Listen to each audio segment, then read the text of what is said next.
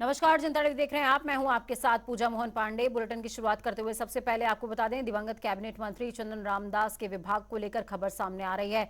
उनके सभी विभाग अब मुख्यमंत्री धामी खुद देखने वाले हैं। इसकी जानकारी मुख्य सचिव डॉक्टर एस संधू ने साझा करी है। तो वहीं आपको ये भी याद दिला दें कि कैबिनेट मंत्री चंदन रामदास के पास समाज कल्याण, अल्पसंख्यक कल्याण विभाग, छात्र कल्याण, परिवहन, लघु और सूक्ष्म मध्यम उद्योग, खादी और ग्राम उद्योग विभाग की जिम्मेदारी थी। अब ये तमाम विभाग सीएम खुद देखने वाले हैं।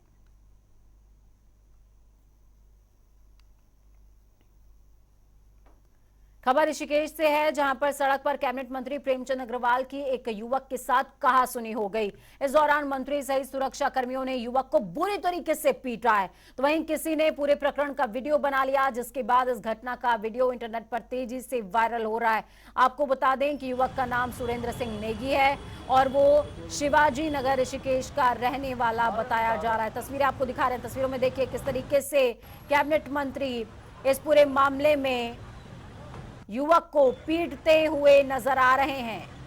ये कैबिनेट मंत्री प्रेमचंद अग्रवाल हैं जो युवक को बुरी तरीके से पीट रहे हैं। बीच में पुलिस आती है, बीच बचाव करती है।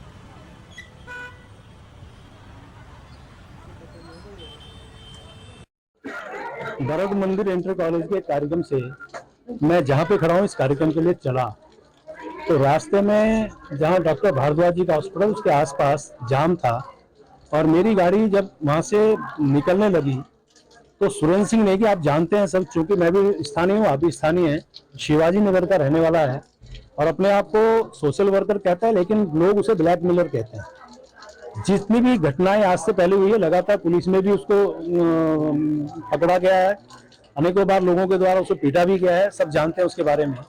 और उसने मुझे गाली गलौज करने का प्रयास किया, क्योंकि मेरा शीशा खुला हुआ था, गर्मी है तो मैं एसी बहुत कम इस्तेमाल करता हूँ क्योंकि बारिश भी है।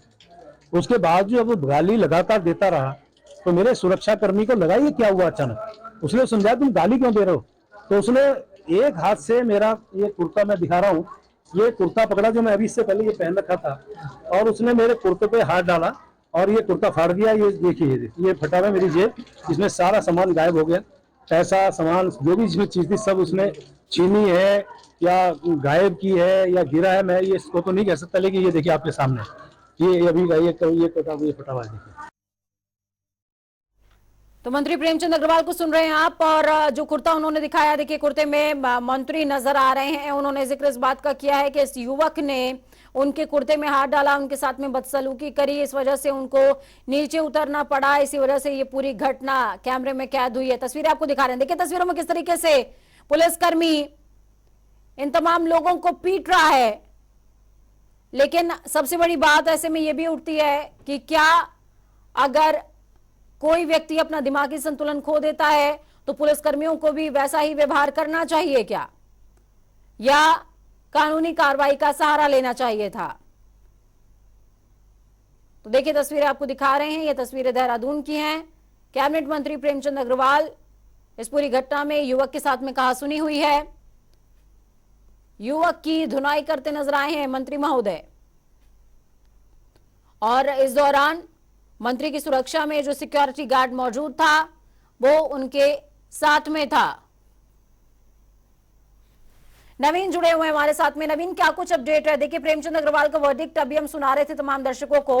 प्रेमचंद अग्रवाल साफ तौर पर कह रहे हैं कि इस युवक ने उनके साथ में बदसलूकी करी और बदसलूकी की जब इम्तिहान हो गई तब जाकर के प्रेमचंद अग्रवाल के सब्र का बांध टूटा है।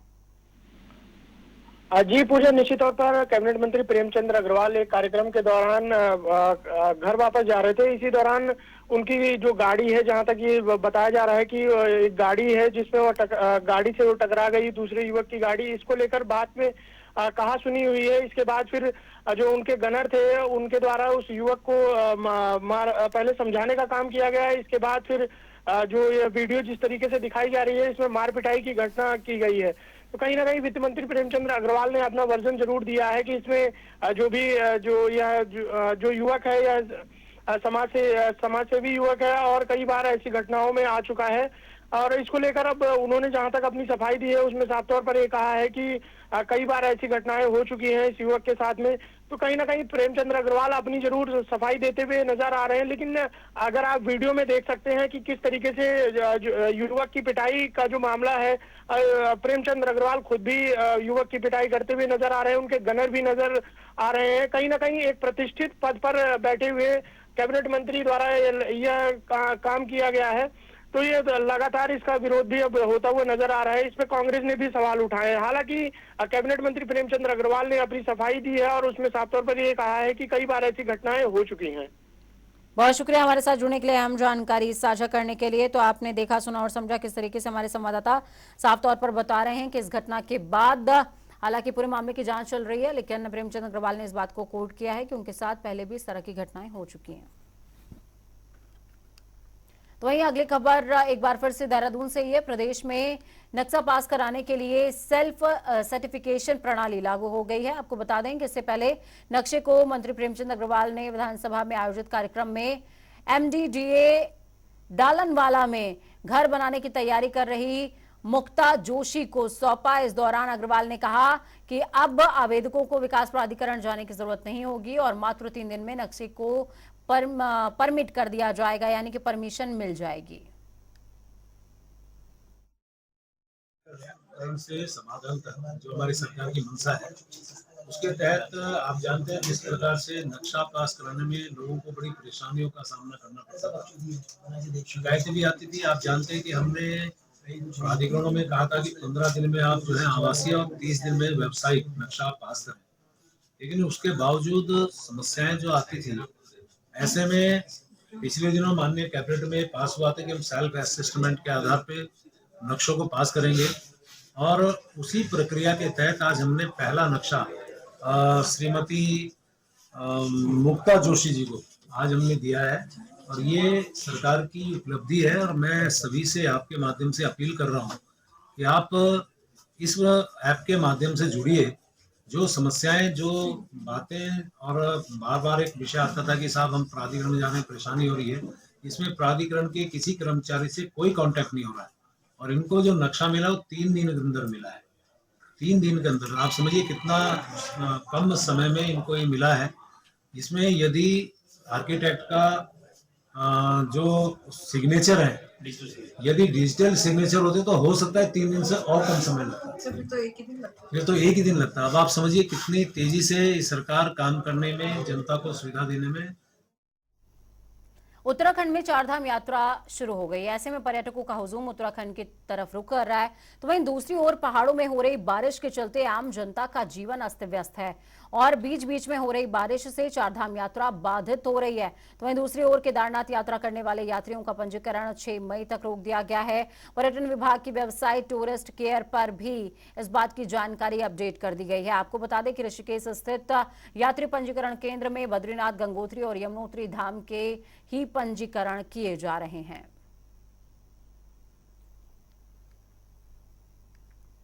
बद्रीनाथ और केदारनाथ में QR कोड का मामला लगातार तूल पकड़ता जा रहा है। आपको बता दें, इसको लेकर बद्री केदार समिति के अध्यक्ष अजेंद्र अजय ने उत्तराखंड पुलिस को तहरीर दी, जिसके बाद उत्तराखंड पुलिस ने इस मामले में जांच पड़ताल शुरू कर दी है। तो वहीं दूसरी तरफ कांग्रेस इस मामले को लेकर आक्रामक होती हुई नजर आ रही है, क्योंकि इस पर कांग्रेस प्रवक्ता गरिमा दसौनी ने कहा कि चारों धाम में इस तरह QR कोड लगाकर चंदा मांगना गलत है। साथ ही गरिमा दसौनी ने यह भी कहा है कि अगर बद्री केदार मंदिर समिति के अध्यक्ष अजेंद्र अजय को इस मामले का संज्ञान था तो उन्होंने मामले पर पहले कोई कार्रवाई क्यों नहीं की। इस तरह का झूठ और फरेब की कोई गुंजाइश नहीं है। ये भोला भाला सीधे साधे लोगों का प्रदेश है। अब यहाँ अगर चारधाम के नाम पर श्रद्धालुओं की आस्था के साथ मजाक हो रहा है और उनके साथ उगाही की जा रही है, लूट उनके साथ की जा रही है डिजिटल पेमेंट के नाम पर, और BKTC जिसे वॉचडॉग का जिम्मा दिया था, जिसे मॉनिटरिंग एजेंसी के रूप में वहां डिप्यूट किया गया था, अगर वो पूरे प्रकरण से अपना पल्ला झाड़ रहा है तो फिर जिम्मेदारी और जवाबदेही है किसकी? मुख्यमंत्री जिम्मेदारी लेंगे नहीं, BKTC के चेयरमैन और पूरी समिति जिम्मेदारी लेंगे नहीं, तो फिर क्या ये कांग्रेस की या आम जनता की जिम्मेदारी थी? वहां पर देखना, खुद BKTC के अध्यक्ष कह रहे हैं कि कपाट खुलने से पहले ही बद्रीनाथ और केदारनाथ धाम में ये QR कोड लग चुका था। तो आप लोग कौन से कुंभकर्ण की नींद में सो रहे थे? और इस कोताही और लापरवाही के लिए आप के ऊपर अपराध क्यों नहीं बनता है, या आपके ऊपर कोई कार्यवाही क्यों नहीं होनी चाहिए, ये मैं अजेंद्र अजय से पूछना चाहती हूँ। धनौल्टी विधायक प्रीतम पवार मसूरी की ग्राम सभा तुनेटा पहुंचे हुए हैं, जहां उन्होंने नाग देवता का दर्शन किया और गांव वालों को सड़क बनाने के लिए 5 लाख रुपए देने की घोषणा की है। इस दौरान गांव वालों ने धनौल्टी विधायक को मांग पत्र सौंपा, जिस पर विधायक ने कहा कि सभी बिंदुओं का निस्तारण किया जाएगा। तो वहीं आपको बताते चलें कि ग्राम सभा तुनेटा जोड़ी में 24 अप्रैल से चल रहे इस नाग मंदिर के पूजा की मान्यता है। यहाँ पर मांगी हुई मन्नतें पूरी होती हैं, ऐसा माना जाता है, जिससे यहाँ पर दूर दूर से लोग नाग देवता के दर्शन करने आते हैं। इस मौके पर प्रीतम पवार ने कहा कि नाग देवता की बहुत मान्यता है और मांग पत्र में जो भी मांगे गांव वालों ने दी हैं, उनके निस्तारण का पूरा प्रयास किया जाएगा। देखिए, यहाँ नाग देवता का बहुत भव्य मंदिर बना है, मूर्ति प्राण प्रतिष्ठा का कार्यक्रम है और तमाम ग्रामवासियों ने मुझे भी यहाँ पर आने का जो अवसर दिया, मैं इनका धन्यवाद करता हूँ।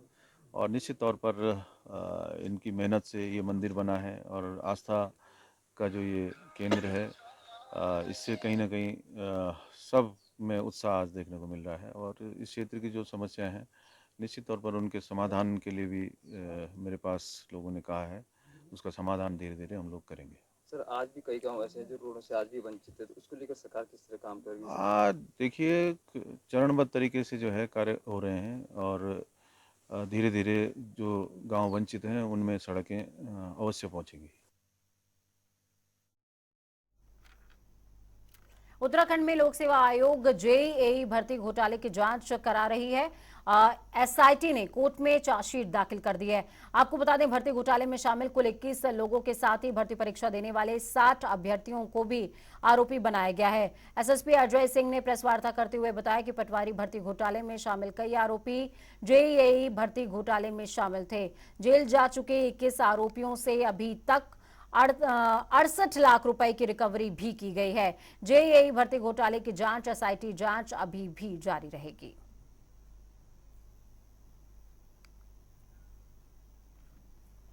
गंगोत्री धाम में बड़ी तादाद में पहुंच रहे देश विदेशों से श्रद्धालु एक दिन में 10,000 से ज्यादा लोग गंगोत्री धाम में स्नान करते हैं। तो वहीं गंगोत्री धाम में गंगा की पवित्र जलधार में जगह जगह साड़ी चुनरी पत्थरों के बीच फंसी पड़ी मिलती है, जिससे गंगा मैली हो रही है। श्रद्धालु अपने साथ लाए प्लास्टिक के बैग्स, बॉटल्स, खाद्य पदार्थों के प्लास्टिक रैपर, कपड़े यहीं छोड़ जाते हैं। इससे यहां रोजाना भारी तादाद में प्लास्टिक और अन्य कचरा जमा हो रहा है।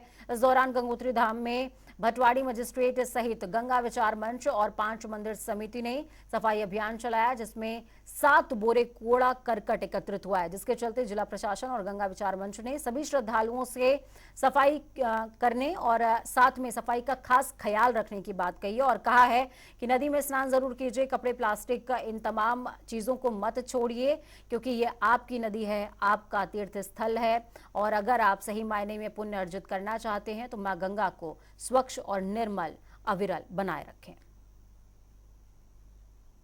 यहाँ के प्रशासन ने एक सफाई अभियान जो कि आप देख रहे हैं चारों ओर चल रहा है, इसमें भगवती गंगा सबका मार्ग प्रशस्त करे।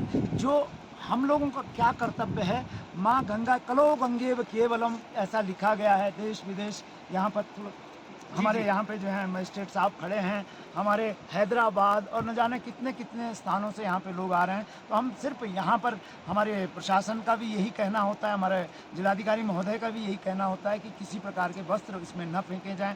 और हम तो गंगा मैया के पुत्र हैं, तो हम तो सभी यात्रियों को यही प्रार्थना करते हैं कि किसी प्रकार की गंदगी माँ गंगा में न जाने दें। उनकी यात्रा करते आ रहे हैं, सब जगह सुंदर साफ सफाई है, फिर भी हर जगह कुछ ना कुछ हम जनता लोगों से जो सो खराबी होती है।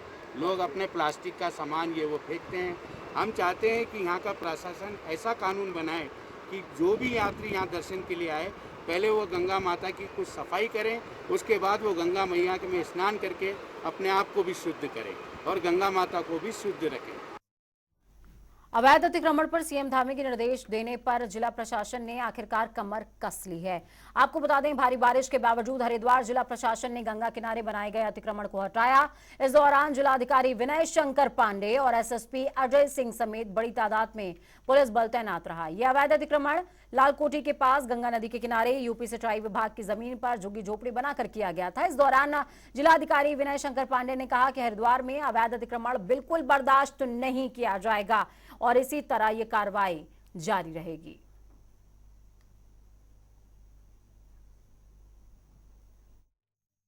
अतिक्रमण हटाया गया है वो सिंचाई विभाग यूपी की जो फ्लड प्लेन एरिया है वहाँ पर काफ़ी लोगों ने टीन और छप्पर डालकर अपने कब्जे कर रखे थे। उसमें अधिकांश हरियाणा पंजाब के लोग मिले और आज करीब 20 के आसपास उसको तोड़ा गया है। अभी भी कार्रवाई चल रही है। यहाँ पर लाल जी वाला जो कोठी के पास जो ये आप ग्राउंड देख रहे हैं सिंचाई विभाग का, ये भी है। यहाँ पर भी सैकड़ों की तादाद में झुग्गियाँ बन गई हैं और उनको भी आज चेतावनी दे दी गई है, कल शाम तक इसको खाली कर दें, नहीं तो परसों इसको बलपूर्वक हटा दिया जाएगा। मैं आपको स्पष्ट कर दूं कि ये उत्तराखंड सरकार की और माननीय मुख्यमंत्री जी का बड़ा ही स्पष्ट निर्देश है कि सरकारी जमीनों पर किसी भी प्रकार का अतिक्रमण बर्दाश्त नहीं किया जाएगा। देहरादून में एक और जहां लगातार बारिश हो रही है तो वहीं दूसरी तरफ एमडीडीए के अधिकारी लगातार मौके पर खड़े होकर चल रहे कामों का जायजा ले रहे हैं। आपको बता दें, ऋषिकेश और नरेंद्रनगर में होने वाली G20 और Y20 के कार्यक्रमों के लिए प्राधिकरण इन दिनों जॉली ग्रांट एयरपोर्ट के आसपास सौंदर्यीकरण में लगा हुआ है और इस काम की रफ्तार धीमी ना हो, इसके लिए खुद एमडीडीए के वीसी वंशीधर तिवारी और सचिव बार बार जायजा ले रहे हैं। हरिद्वार के बहादुराबाद में सिंचाई विभाग की जमीन पर बनी पंचक्की की बिल्डिंग को आखिरकार राजस्व प्रशासन ने ध्वस्त कर दिया। इस कार्रवाई का राजस्व प्रशासन ने जर्जर हालत का हवाला दिया। तो वहीं आपको बता दें कि जमीन पर बनी बिल्डिंग के नीचे साल 2009 से धार्मिक स्थल भी बना हुआ है, जिससे इसमें आस्था रखने वालों में कार्रवाई को लेकर नाराजगी भी है। हालांकि भारी पुलिस बल मौके पर मौजूद रहा, कोई विरोध देखने को नहीं मिला। इस दौरान उप जिलाधिकारी सीओ सदर, पीएसी और बहादुराबाद थाने की पुलिस बल मौजूद रही। इरिगेशन का एक बिल्डिंग बना हुआ था जो कि 150 साल के आसपास ये बिल्डिंग बनी हुई थी, जिसमें कि पहले पब्लिक इंटरेस्ट में एक पंचक्की चला करती थी।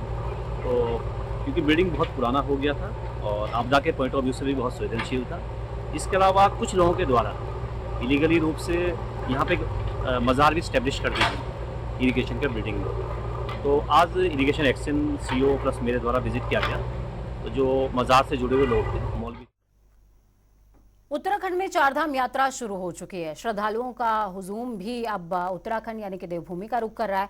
यात्रा व्यवस्थाओं को दुरुस्त करने के लिए शासन और प्रशासन दावे कर रहा है, व्यवस्थाओं को लेकर लगा भी हुआ है। तो वहीं मुख्यमंत्री पुष्कर सिंह धामी लगातार यात्रा की मॉनिटरिंग खुद कर रहे हैं, लेकिन कैबिनेट के 2 आला मंत्री, स्वास्थ्य मंत्री धन सिंह रावत और पर्यटन मंत्री और धर्मावलंबी मंत्री सतपाल महाराज राज्य से नदारद, गायब 9-2-11।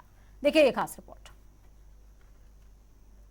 चारधाम यात्रा जारी, अव्यवस्था भारी। चारधाम यात्रा राम भरोसे, राज्य से 2 वरिष्ठ मंत्री गायब। कोई प्रचार में व्यस्त तो कोई प्रवचन में मस्त। जनता की सुनो सरकार।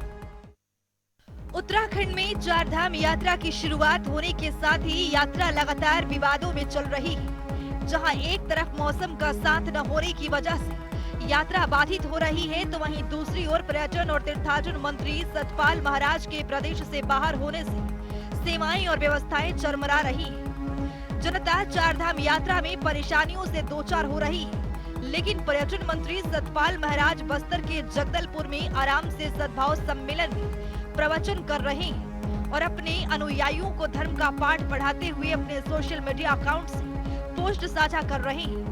ऐसे में धर्म का पाठ पढ़ाने वाले पर्यटन मंत्री सतपाल महाराज अपने राज्य धर्म को भूलकर दूसरे प्रदेशों में धर्म की शिक्षा देते हुए नजर आ रहे हैं। ऐसे में साफ होता है कि पर्यटन मंत्री सतपाल का उत्तराखंड से और चारधाम यात्रा से कितना लगाव है। जहां एक तरफ पूर्व पर्यटन मंत्री सतपाल महाराज बस्तर में प्रवचन करते हुए नजर आ रहे हैं, तो वहीं दूसरी ओर प्रदेश के स्वास्थ्य मंत्री भी प्रदेश से नदारद दिखाई दे रहे हैं। प्रदेश के स्वास्थ्य मंत्री धन सिंह रावत इस समय कर्नाटक चुनाव प्रचार प्रसार में लगे हुए हैं और उत्तराखंड में चल रही 4 धाम यात्रा की व्यवस्था को राम भरोसे छोड़ रखा है। बता दें, इतने महत्वपूर्ण विभाग की जिम्मेदारी होते हुए भी प्रदेश के स्वास्थ्य मंत्री इस समय प्रदेश के बाहर हैं और वो अपने सोशल मीडिया पेज पर कर्नाटक चुनाव प्रचार प्रसार की तस्वीरें साझा करते हुए और माला पहनते हुए फोटो अपलोड कर रहे हैं। ऐसे में साफ होता है कि प्रदेश के 2 महत्वपूर्ण विभाग, जिनमें पर्यटन और स्वास्थ्य विभाग के मंत्रियों की 4 धाम यात्रा को लेकर कितने गंभीर है। उत्तराखंड में 4 धाम यात्रा की शुरुआत हो चुकी है। देश से ही नहीं बल्कि विदेशों से भी पर्यटक और श्रद्धालु उत्तराखंड की तरफ रुख कर रहे हैं। इसके साथ ही प्रदेश के मुख्यमंत्री पुष्कर सिंह धामी लगातार यात्रा की मॉनिटरिंग कर रहे हैं और अधिकारियों से समय समय पर यात्रा की फीडबैक भी ले रहे हैं। साथ ही बता दें कि उत्तराखंड के पर्यटन मंत्री सतपाल महाराज इस समय बस्तर में प्रवचन कथा करते हुए नजर आ रहे हैं और अपने सोशल मीडिया अकाउंट पर उसकी तस्वीर भी साझा कर रहे हैं। वहीं दूसरी ओर महत्वपूर्ण विभाग स्वास्थ्य विभाग के स्वास्थ्य मंत्री धन सिंह रावत इस समय कर्नाटक चुनाव प्रचार प्रसार में लगे हुए हैं। ऐसे में साफ होता है कि दोनों महत्वपूर्ण विभाग के मंत्री इस समय प्रदेश से बाहर हैं और 4 धाम यात्रा राम भरोसे चल रही है। नवीन शुक्ला, जनता टीवी, देहरादून।